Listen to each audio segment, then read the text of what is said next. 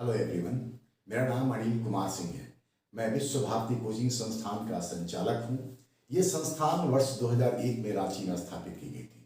तब से लेकर के इस संस्थान ने सैकड़ों विद्यार्थियों को लोक सेवा आयोग की विभिन्न परीक्षाओं में सफलता दिलाने का काम किया है। आज मैं इस वीडियो के माध्यम से आपसे कोई भारी भरकम कोई बोझिल बात नहीं करना चाहता हूँ। मैं बात करना चाहता हूँ अपने उन अनुभवों का जो मैंने विद्यार्थी जीवन के दौरान सीखा है और बाद के काल में विद्यार्थियों के साथ गुजारे हुए वक्त के दौरान सीखा है। सिविल सेवा परीक्षा, जैसा कि आप सब जानते हैं, सबसे खूबसूरत, सबसे आकर्षक सेवा माना जाता है। और आकर्षक हो भी क्यों ना, दरअसल सिविल सेवा में जो आकर्षण है उसके पीछे मैं मानता हूं कि 3 पी फैक्टर काम करते हैं, जिसको हम लोग इस तरीके से देख सकते हैं: पावर, प्रेस्टीज और पैसा। पावर और प्रेस्टीज ये तो सर्वव्यापी है, ये सर्वव्यापी है, क्योंकि जैसे ही आप इस परीक्षा में सफल होते हैं आप आम से खास हो जाते हैं। सब लोगों की निगाह आपके ऊपर उस दिन से ही रहने लगती है जब आप सिविल सेवा के लिए खुद को तैयार करना शुरू करते हैं। रहा बात पैसा का, तो पैसा से मेरा अर्थ इसके हैंडसम सैलरी से है। इसको किसी और रूप में न देखने की, न सोचने की और न ही समझने की आवश्यकता है। तो ये 3 पी फैक्टर जो है ये विद्यार्थी को निश्चित तौर पर अट्रैक्ट करती है। और इसके अट्रैक्शन का नमूना आप इस रूप में भी देख सकते हैं कि अमेरिका से पब्लिश होने वाली एक पत्रिका है रीडर डाइजेस्ट, निश्चित तौर पे आपने नाम सुना होगा। 1922 से यह पत्रिका प्रकाशित हो रही है और जहां तक मुझे याद है शायद ये 17 भाषाओं में प्रकाशित होती है और इसका प्रकाशन भारत से भी होता है और भारत में भी ये सर्वाधिक बिकने वाली मैगजीन है। इसके एक सर्वे के दौरान ये बात, हालांकि ये सर्वे कुछ पहले का है, जिसमें कहा गया था कि भारत में 73% जो ग्रेजुएट हैं वो निश्चित तौर पर एक बार सिविल सेवा के संदर्भ में सोचते हैं। तो आप देखिए कि ये कितनी बड़ी सेवा है जिसका कि आकर्षण इतना बड़ा है कि हर ग्रेजुएट कम से कम एक बार निश्चित तौर पर इसके विषय में सोचता है। जाहिर सा बात है कि जब इतने लोगों का ध्यान इस सेवा की ओर हो तो भीड़ भी होगी। जैसे कि पिछले जेपीएससी का ही अगर हम लोग बात करें, जो 7वीं से लेकर के 10वीं तक हुई थी, उसमें तकरीबन 5 लाख लोगों ने फॉर्म फिलअप किया था। 3.5 लाख के आसपास में अपीयर भी हुए थे। इतनी भीड़ जब हो तो आपको उस भीड़ में स्थान बनाने की आवश्यकता है। आपको पता है कि प्रीलिम्स में जब 5 लाख लोग अपीयर होंगे, उसमें से कुछ निश्चित संख्या में आपको आना है, तो आपका जो पढ़ाई का स्तर होना चाहिए, आपका जो ज्ञान का स्तर होना चाहिए, आपकी जो तैयारी की रणनीति होनी चाहिए, वो कैसी होनी चाहिए। दरअसल सिविल सेवा में या किसी भी परीक्षा में सफल होने के लिए कुछ बातों का होना निश्चित तौर पर आवश्यक होता है, जिसको कि हम लोग 4D के माध्यम से समझ सकते हैं: डिटर्मिनेशन, डिवोशन, डिसिप्लिन और डायरेक्शन। ये जो 4D फैक्टर है ये आपके सफलता में महत्वपूर्ण भूमिका निभाता है। ये जो 3 पहले डी हैं ये किसी भी विद्यार्थी की, किसी भी व्यक्ति का बिल्कुल इंडिविजुअल मेरिट होता है, उनका व्यक्तिगत गुण होता है। और ये व्यक्तिगत गुण अगर आप में है या अगर आप वक्त के साथ इसको डेवलप कर रहे हैं या कर सकते हैं तो निश्चित तौर पे आपकी सफलता का जो मानदंड होगा वो बढ़ जाएगा। ठीक है। दूसरी तरफ विद्यार्थी जब सिविल सेवा में या किसी अन्य परीक्षा में खुद को शामिल करते हैं तो परीक्षा के संदर्भ में पूरी उनकी जानकारी कई बार नहीं होती है। ऐसी स्थिति में कोई एक ऐसा व्यक्ति होना चाहिए जो आपको उसकी बारीकियों से समझाए, आपको क्या करना चाहिए, आपको क्या नहीं करना चाहिए, परीक्षा के दौरान आपका मेंटल स्टेटस कैसा होना चाहिए, किस तरीके से पढ़ाई करनी चाहिए और क्या पढ़ना चाहिए, ये जानना भी आपके लिए आवश्यक होता है। ये वो जगह होता है जहां डायरेक्शन आपके लिए, उचित मार्गदर्शन आपके लिए महत्वपूर्ण भूमिका निभाता है। आपको पता है कि आज की तारीख में मार्गदर्शन कई माध्यमों से उपलब्ध है। ठीक है, जिस तरीके से आज सोशल मीडिया का युग है, उसमें कई माध्यम निश्चित तौर पर आपके सामने है जिसका कि इस्तेमाल करके आप लाभ उठा सकते हैं। लेकिन ये बड़ा ही आवश्यक हो जाता है कि आपको जो गाइड कर रहा है, आपको जो मार्गदर्शन दे रहा है, वो अनुभवी व्यक्ति हो, वो जानकार हो, जो आपके गलतियों को सोच सके, समझ सके और फिर उसको दूर करने में आपकी मदद कर सके। क्योंकि आपने सुना होगा कि बहुत अच्छा स्क्रिप्ट अगर फिल्म का लिखा गया, लेकिन अगर कमजोर उसका दिशा निर्देशन हो या डायरेक्शन हो तो फिल्म फ्लॉप हो जाती है। तो आपको इन चीजों का भी ध्यान रखना होगा कि आप जिसके माध्यम से भी मार्गदर्शन ले रहे हैं वो आपको बेहतर रूप में गाइड कर सके। खैर, सिविल सेवा परीक्षा में अच्छे परिणाम के लिए प्रायः हम लोग 3 शब्दों का इस्तेमाल करते हैं: लक, हार्ड वर्क और एटीट्यूड।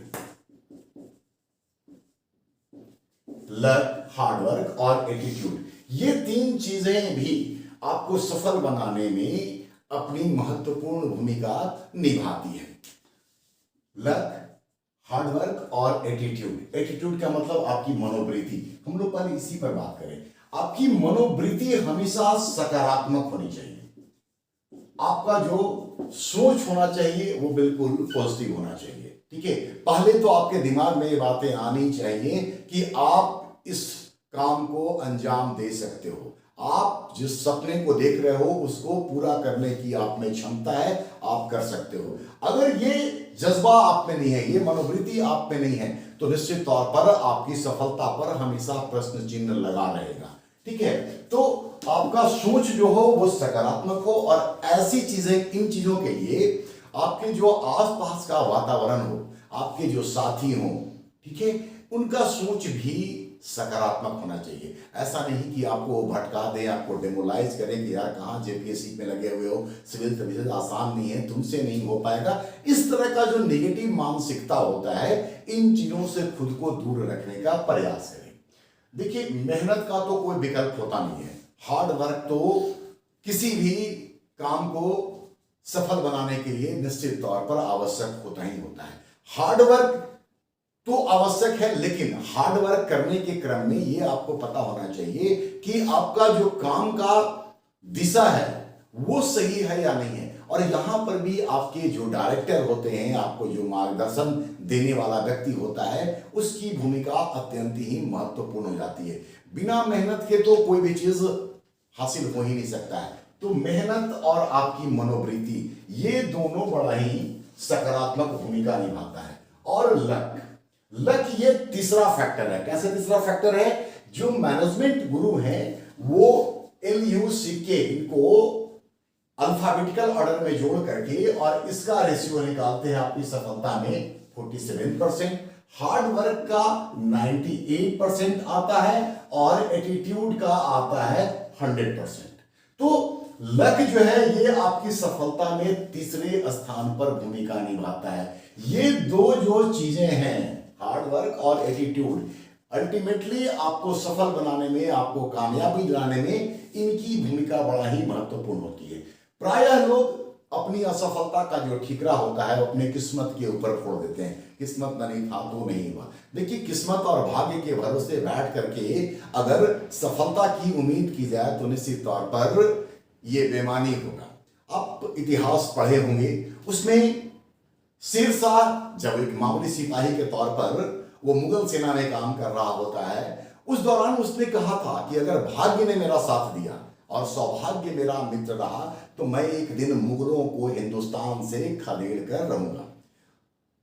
ये बात उसने भले ही भाग्य के साथ जोड़ करके कही हो, लेकिन उसने जिस तरीके से मेहनत किया, उसका जो सोच था कि हमको ये काम करना है, और अल्टीमेटली उसने उस काम को किया। अगर सिर्फ भाग्य के भरोसे हम लोग बैठ करके रहते तो शेरशाह का ये उदाहरण आपको देखने को नहीं मिलता। तो किस्मत को कोसना बंद कीजिए। एक और उदाहरण मैं यहाँ पर आपको देना चाहूंगा।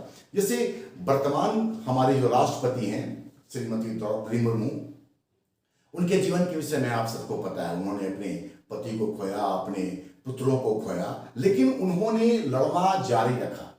उनकी सोच हमेशा सकारात्मक रही, ठीक है। उन्होंने मेहनत करने का काम छोड़ा नहीं और नतीजा यह हुआ कि वो देश के सर्वोच्च पद पर आज विराजमान है।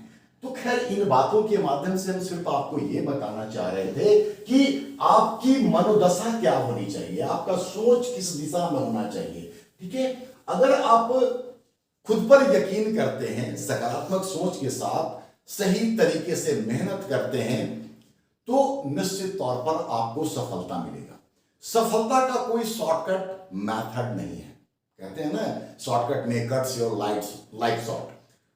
ऐसी स्थिति में आपको सिविल सेवा में विशेष तौर से सफल होने के लिए डिसिप्लिन या अनुशासित जीवन व्यतीत करना होगा। डिसिप्लिन का मतलब आपके उस रूटीन वर्क से है जो आप अपनी तैयारी के क्रम में देते हैं। आप रोज का काम रोज कीजिए, मतलब छोटे छोटे लक्ष्य बनाइए कि हमको आज ये काम करना है, ये सब्जेक्ट पढ़ना है, ये टॉपिक पढ़ना है, और जो आपने अपने दैनिक रूटीन में शामिल किया है उसको निश्चित तौर पर आप पूरा करें। टाल मटोल वाली प्रवृत्ति आपको परीक्षा में सफलता से दूर ले जाने का काम करेगा, ठीक है। छोटे छोटे लक्ष्य बनाइए, शुरुआत छोटे ही होती है, ठीक है। कोई भी बड़ा काम ऑल ऑफ सडन या अचानक बिल्कुल नहीं होता है। Rome was not built in a day, ये बात भी आपने निश्चित तौर पर सुना होगा। छोटे छोटे प्रयास आपको सफलता की ओर निश्चित तौर पर आगे ले जाने का काम करेंगे। परीक्षा के दौरान या परीक्षा में वही विद्यार्थी अच्छा कर सकता है जिसमें ये 3 मनोवृत्ति हो: कूल, काम और कंपोज। कूल, काम और कंपोज, ये भी आपका एक विशिष्ट गुण होता है। परीक्षा के दौरान आपको बेहतर प्रदर्शन करने में इसकी भी बड़ी महत्वपूर्ण भूमिका होती है। कूल और काम कौन रह सकता है? वही रह सकता है जो कंपोज हो। और कंपोज से मतलब यहां पर है मेरा कि आपने तैयारी करके खुद को मजबूत स्थिति में ला खड़ा किया। अगर आप पढ़े हुए हैं तो आपके अंदर से ये विश्वास आएगा, जिसको हम आत्मविश्वास कहते हैं, सेल्फ कॉन्फिडेंस कहते हैं। ये विश्वास आएगा और ये विश्वास आपको कंपोज रखेगा, और ये कंपोजनेस के कारण आप कूल भी रहेंगे और काम भी रहेंगे। अगर ये गुण आप में नहीं होगा तो परीक्षा के दौरान आप उतावलापन दर्शाएंगे, और उतावलापन में, हड़बड़ी में आप बहुत सारी गलतियां कर सकती हैं। यहाँ पर मैं आपको कुछ अपना अनुभव बताना चाहता हूं। जब मैं परीक्षार्थी था, परीक्षा के दौरान मैंने कुछ गलतियां की हैं। शायद ऐसा कुछ गलती आपने भी किया होगा, या भविष्य में ऐसी अगर गलती होने की संभावना हो तो शायद इन एग्जाम्पल से रुक जाए। जैसे मैं आपको बताना चाहता हूं, मुझे क्वेश्चन याद है कि जवाहर रोजगार योजना JRY, क्वेश्चन ये था कि JRY में केंद्र और राज्य सरकार के द्वारा धनराशि का जो व्यय होता है उसका रेशियो क्या होता है। तो तैयारी के दौरान मैंने JRY के लिए जो फंडिंग होती है सेंटर और स्टेट 80-20 इस तरीके से याद करके रखा था। परीक्षा में क्वेश्चन तो ये जरूर आया, लेकिन क्वेश्चन थोड़ा सा ट्विस्ट कर दिया गया। वहां पर यह पूछा गया कि JRY में राज्य और केंद्र के द्वारा किए जाने वाले धनराशि का जो व्यय का अनुपात है वो कैसे होता है। तो जाहिर सा बात है कि स्टेट पहले आ रहा है और केंद्र अब क्वेश्चन के हिसाब से बाद में आ रहा है। तो ये रेशियो 80-20 नहीं होकर के 20-80 में कन्वर्ट हो जाता है। तो ये जाना हुआ था मेरा, लेकिन गलती हो गया। तो इन बातों का भी आपको ध्यान रखना चाहिए, और ये सिर्फ इस कारण से हो पाया क्योंकि मैंने क्वेश्चन को ठीक से पढ़ा नहीं, या जल्दबाजी की, या ओवर कॉन्फिडेंस से ग्रसित हो गया, क्योंकि 80-20 दिमाग में बैठा हुआ था। और ये चीजें गलती होती है, या ऐसी बातें हम लोग गलत कर जाते हैं जल्दबाजी में, तो इसका भी ध्यान रखें। एक और क्वेश्चन मुझे याद आता है। एक क्वेश्चन था कि भारत में राष्ट्रीय आय की गणना कौन करता है। आप सब जानते हैं कि सेंट्रल स्टैटिस्टिकल ऑर्गेनाइजेशन CSO, ठीक है। चूंकि हिंदी भाषी है तो ऑप्शन हिंदी में ही पढ़ने की आदत रही है। शुरुआत में पहला में ही लिखा हुआ था भारतीय सांख्यिकीय संगठन, ठीक है। होना इसका चाहिए सेंटर का मतलब केंद्रीय, सेंट्रल स्टैटिस्टिकल ऑर्गेनाइजेशन, तो केंद्रीय होना चाहिए। लेकिन जल्दबाजी में भारतीय सांख्यिकीय संगठन यहां पर ध्यान गया और ये शब्द पर बहुत ज्यादा ध्यान न देकर के मैंने आंसर कर दिया, और जाहिर सी बात है कि ये फिर गलत हो जाएगा, तो ये भी गलती होती है।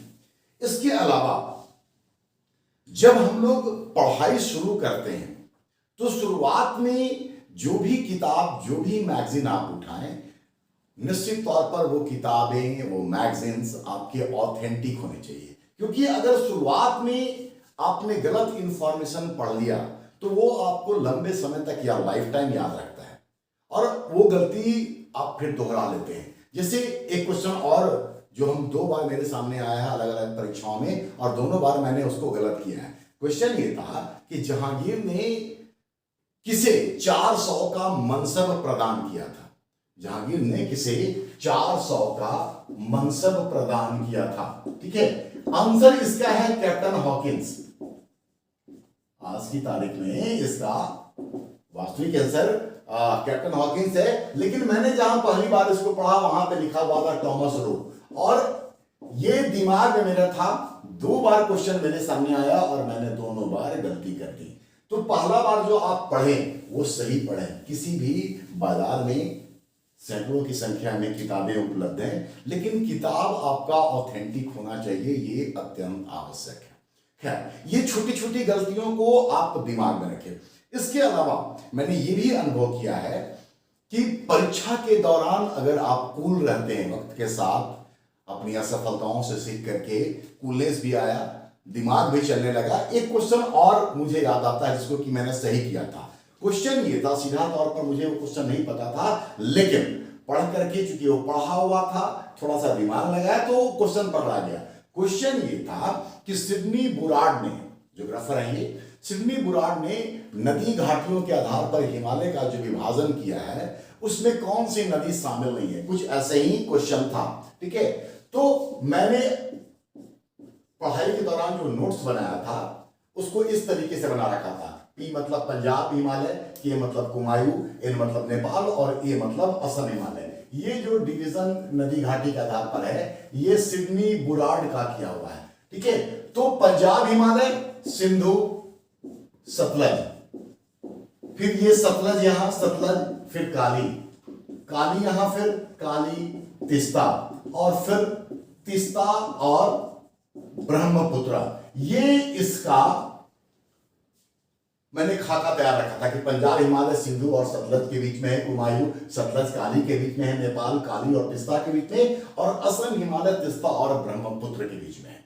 क्वेश्चन जो आया था उसमें और नदियों का नाम था, ठीक है। एक से अधिक नदियों को मतलब उसमें आंसर में सिलेक्ट करना था।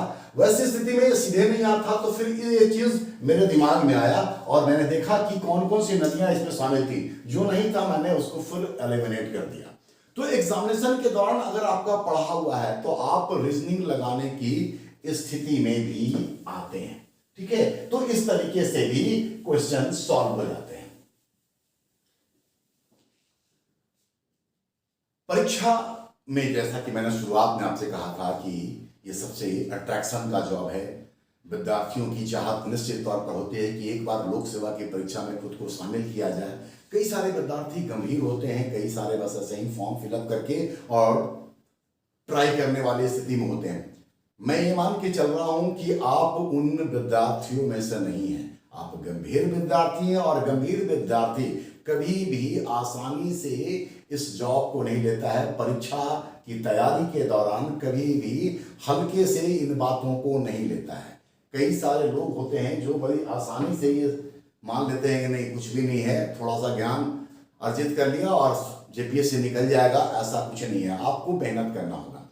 क्वेश्चन के अगर हम लोग पैटर्न को देखें तो खास करके स्टेट पीसीएस में, राज्य लोक सेवा आयोग की परीक्षाओं में क्वेश्चन फैक्चुअल बेस्ड कहीं ज्यादा होते हैं, ठीक है। जेपीएससी में भी इसी तरह का ट्रेंड अमूमन देखने को मिलता है, लेकिन यह भी देखने को मिलता है कि जेपीएससी का कोई सेट पैटर्न नहीं है कोई सेट ट्रेंड नहीं है। सिलेबस भी आयोग के द्वारा जारी किया गया है, लेकिन सिलेबस को भी 100% फॉलो करते हुए नजर नहीं आते हैं। छठी जेपीएससी का एग्जाम को आप देख लीजिए, फिर सातवीं को देख लीजिए, आपको ये स्पष्ट तौर पे मुख्य परीक्षा और प्रारंभिक परीक्षा में भी दिख जाएगा कि सिलेबस को पूरी तरीके से फॉलो नहीं किया जाता है। ऐसी स्थिति में बेहतर हो कि आप अपनी जो तैयारी है उसको इंटेंस गहनता के साथ करें। अगर आप हल्के फुल्के तरीके से वन लाइनर से पढ़ करके और सफलता की उम्मीद करते हैं तो ये करना बिल्कुल भी सही नहीं होगा। आप डेप्थ में पढ़ें। क्वेश्चन जो, जैसा कि मैंने कहा कि फैक्चुअल बेस्ड ज्यादा होता है, तो फैक्ट्स याद करने वाली चीज होती है। फैक्ट्स अगर आप याद करके चलते हैं, आपके जुबान पर हो, आपके जेहन में हमेशा रहे, उठस्त जिसको कहते हैं, ये अगर स्थिति में है तो आपका आंसर कभी भी गलत नहीं होगा। आप क्वेश्चन पढ़ें और आंसर को याद करें। चूंकि वो फैक्ट्स है तो सीधा आप फिर देखिए कि ये आंसर होगा। आप देखिए कि ABCD में वो कहां पर है, आप उसको आंसर कीजिए। ठीक है, जो डेटाबेस क्वेश्चन होता है वो खास तौर पर यहां गलती होता है। विद्यार्थी ये कहते हैं सर ऑप्शन देखे तो कर ही लेंगे ना। जैसे मान लीजिए कि कोई डेटा है जिसका कि आंसर है 2.14, जस्ट इमेजिन कर लें, ये आपको ऑप्शन दिख रहा है और वहां पर एग्जामिनेशन हॉल में 2.41 हो, तो जो बात ये कहते हैं ना कि ऑप्शन देखे कर देंगे, ये इतना क्लोज टाइप का लगता है कि फिर आप वहां पर कंफ्यूज करने की स्थिति में आ जाएंगे कि 2.14 था या फिर 2.41 था। तो इस तरह की जो चीजें हैं ये आपको याद करना होगा। ठीक है, ये अगर याद रहेगा तो गलती की संभावना नहीं रहेगी। क्वेश्चन कुछ आसान भी होंगे, कुछ टफ भी होंगे। हम लोग गलती क्या करते हैं कि आसान क्वेश्चन को बड़ी ही आसानी से ले लेते हैं, लगता है कि नहीं ये तो जान ही रहे हैं। नतीजा क्या होता है कि उस क्वेश्चन को हम लोग सही तरीके से पढ़ने का काम नहीं करते हैं, जल्दबाजी करते हैं या ओवर कॉन्फिडेंस शो करते हैं और वहीं पर वो गलती हो जाती है। क्वेश्चन में लिखे गए हर एक बात को, हर एक शब्द को आप पढ़ें। कुछ क्वेश्चन का प्रकृति आप देखिएगा कि निम्नांकित में से कौन भारत का राष्ट्रपति नहीं रहा है, कौन सी नदी नहीं रही है, नहीं शब्द हिडन वर्ड है, निगेटिव वर्ड है। अमूमन जब हम लोग पढ़ते हैं तो इस निगेटिव वर्ड को स्किप कर जाते हैं और पढ़ते हैं कि निम्नांकित में से कौन है। नहीं है और है, दोनों में आंसर बिल्कुल बदल जाएगा, जमीन और आसमान का अंतर हो जाएगा। तो क्वेश्चन को पढ़िए। ये क्वेश्चन आप जान रहे थे लेकिन जल्दबाजी के कारण, ठीक से नहीं पढ़ने के कारण, हड़बड़ी के कारण और आप गलत करके चले आते हैं। इसको हम लोग सिली मिस्टेक्स नाम देते हैं। ठीक है, और ये सिली मिस्टेक्स एग्जामिनेशन के बाद आपको जब रिजल्ट आता है और कहीं अगर आपका या किसी विद्यार्थी का नहीं होता है तो फिर वो अपनी इस गलती पर बहुत रोता है। उसको लगता है कि काश ये हम जानते थे इसको किए होते, जल्दबाजी क्यों किए। तो ऐसा गलती ना करें। इसीलिए मैंने कहा था कि कूल, काम और कंपोज, ये तीन चीजें आपके वो मेरिट है जो परीक्षा के दौरान आपकी मनोस्थिति को बेहतर स्थिति में रखेगा और आप 2-4 एक्स्ट्रा क्वेश्चन सही करके आ जाएंगे। जानता हुआ क्वेश्चन आप गलत नहीं करेंगे। तो इस चीज को भी बिल्कुल आप परीक्षा के दौरान याद रखें।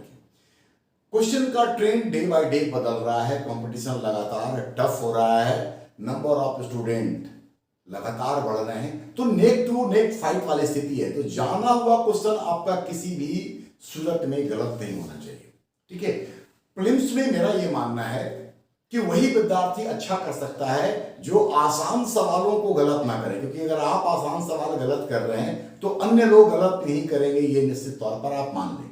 और जो टफ क्वेश्चन है, जो कॉन्सेप्चुअल क्वेश्चन है, उसके विषय में आप मैक्सिमम सही करने का प्रयास करें। आप देखिएगा कि एग्जामिनेशन में अगर 100 क्वेश्चन है तो अमूमन 40, 50, 60 तक डिपेंड करता है। ये क्वेश्चन जो होता है एक हद तक आसान होता है। ठीक है, कल्पना कर लें कि हम लोग 50% क्वेश्चन जो है वो इजी है। 100 क्वेश्चन में 50% क्वेश्चन या 50 क्वेश्चन इजी है। अगर इजी क्वेश्चन है तो जैसा कि आप जान रहे हैं कि आसान सवालों के जवाब अन्य विद्यार्थी गलत नहीं करेंगे। अगर आप गलती करते हैं तो ये फिर आपकी ही गलती होगी और इसका परिणाम भी आप ही को भुगतना पड़ेगा। है, तो अगर 50% क्वेश्चन इजी है तो सब लोगों के लिए इजी है और ये आप मान के चले कि सब लोग इसको सही सॉल्व करेंगे। तो कंपटीशन तो यहां पर होता नहीं है, ये फिर बेस लाइन के रूप में खड़ा हो गया। बेस लाइन हो गया, क्योंकि यहां तक सब लोग इक्वल पोजीशन पर हैं।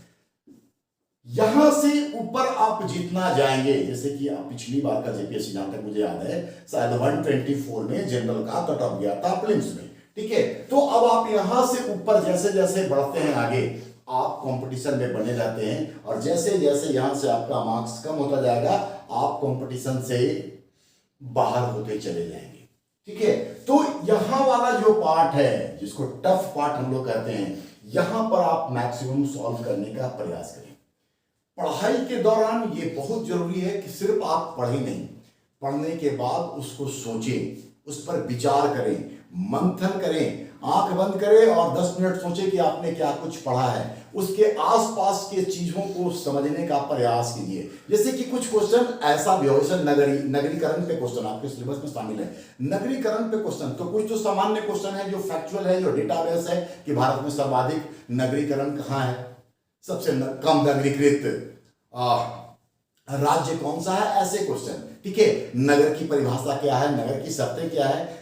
इसके बाद आप सोचिएगा कि नगरीय जीवन कैसा होता है, नगर में लोगों का एक दूसरे के साथ व्यवहार संबंध कैसा होता है, नगर की क्या समस्याएं हैं, नगर की क्या अच्छाइयां हैं। अगर आप सोचेंगे तो सोच करके भी आप इस तरह के क्वेश्चन को कर सकते हैं, ठीक है। ऐसे क्वेश्चन खास करके भारतीय अर्थव्यवस्था से जुड़े हुए होते हैं, जिसको कि अगर आप थोड़ा सा समझ रहे हैं तो आप उसको सॉल्व करने की स्थिति में होते हैं। फैक्ट्स में गलती होने की संभावना यहां बढ़ जाती है अगर आपको याद नहीं है तो। लेकिन अगर इस तरह का क्वेश्चन आता है कॉन्सेप्ट बेस्ड, और आपका कॉन्सेप्ट अगर क्लियर है, आपका दृष्टिकोण सही है, आपने उस पर सोचा हुआ है, उस पर आपने विचार किया है, मंथन किया है, तो आप ऐसे सवाल गलत नहीं करेंगे। और ये चीजें भी फिर तब होगी जब आप आराम से क्वेश्चन को पढ़ेंगे, कूल होकर के और काम होकर के, नहीं तो फिर जल्दबाजी में आंसर गलत आपसे हो जाएगा।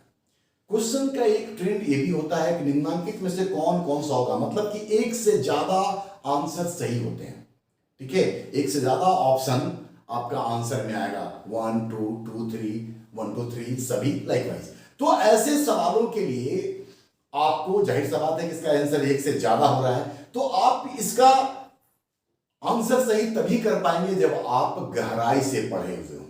आप गहराई से अगर नहीं पढ़े रहेंगे, ऊपर ऊपर पढ़ करके, वन लाइनर पढ़ करके जाएंगे, तो आप भूल जाएंगे।